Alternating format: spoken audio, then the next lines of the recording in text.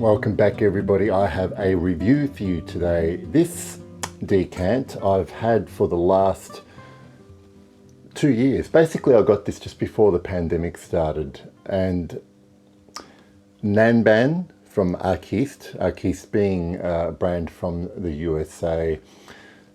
I have to say, when in the early part of my testing for this, and so I'm talking about the first time I wore this was nearly 2 years ago now. This is one of those perfumes that I started out just not finding a little bit boring, and mainly because I put it down to the fact that I probably tried a few perfumes that are in this kind of family. This is dark spices, a little bit of sweetness, some leathery aspects, things like that. Now, I'll start to talk about what this smells like, because I think that I quite like it, and it's probably the best one I've smelled in this genre. Now, I'll start to scroll the notes up on the screen. When I first spray this, and it's funny because I never really noticed this until the most recent wears, in particular today, there is a really lovely coffee note that dominates in the opening. But I want to be careful about how I emphasize that, because this is not a coffee perfume. This perfume, by the way, was, if you go onto the website, it was inspired by 16th century East-West trading routes, and obviously a lot of that involved spices and presumably things like coffee and precious resins and all of that kind of thing. I mean, that trope has been kind of done to death, I think, in perfumery. But here, coffee, and then I get some leathery aspects. So it's interesting because when I was reading up about this perfume, officially there is a leather accord in the note pyramid here, and I wouldn't go as far as saying it's a leather perfume or there is a leather accord. There are other things going on in this perfume that give off some leathery aspects.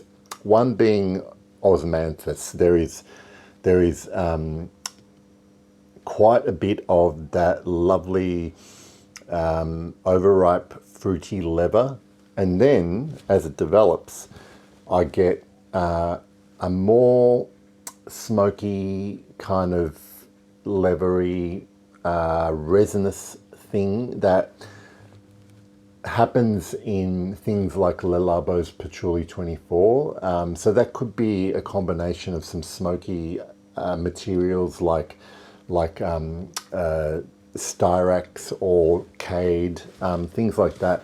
It's not birch tar leather, I want to say, because I don't want to put anyone off, because that can be quite an alienating note. So it develops, and it's a combination of spice and resins that create these little pockets of leathery accords that sort of come in and out. What I find interesting about this perfume, Nanban, is that it kind of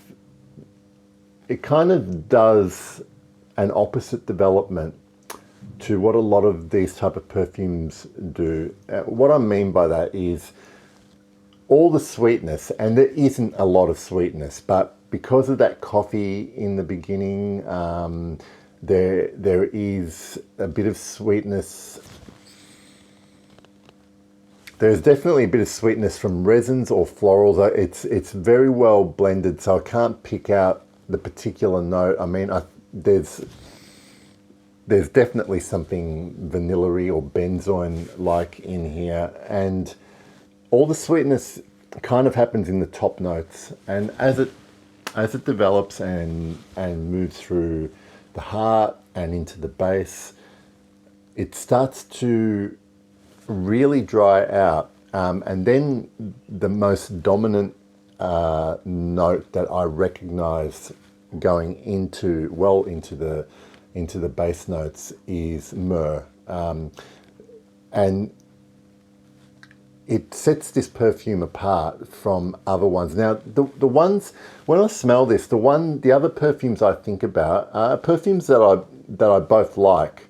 But I think this might be probably the best of these. And I'm talking about Histoire de Parfum Fidelis, which I've reviewed. I'll leave a link up on the screen. And also Guerlain's Bois Mystérieux. And they are kind of in the same sort of category: spices, dark resins, very woody. There is leveriness, there is hints of sweetness.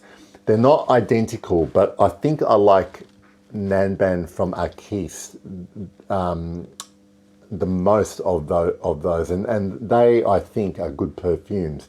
This is just a really lovely blend. I love how it develops from that, sort of plush sweetness, and then it gets sort of velvety as it starts to dry out. The myrrh takes over, and there's almost this chalky texture all the way through to the end. It gives the impression of a visual impression of starting off with this bowl of spices and resins, and basically slow, they slowly they become a slow ember, and as they burn out, you're just left with the sort of burnt out, dried, carbonated embers and dust and minerals of that perfume. It's a really nice development.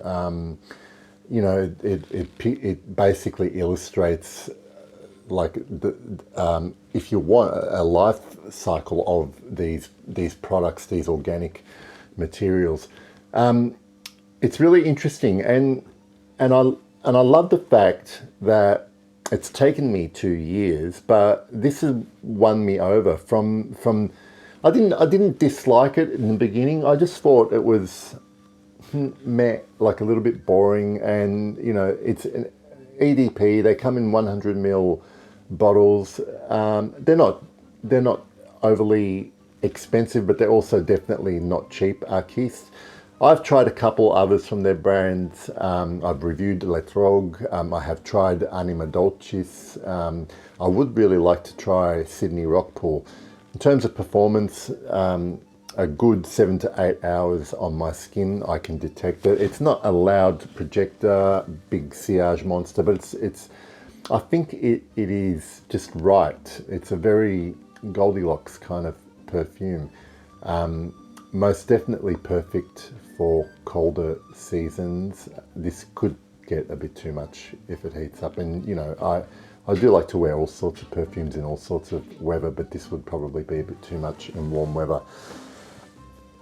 I don't really have much else to say about Arquiste Nanban. I hope you enjoyed that review, and I will see you all soon. Bye.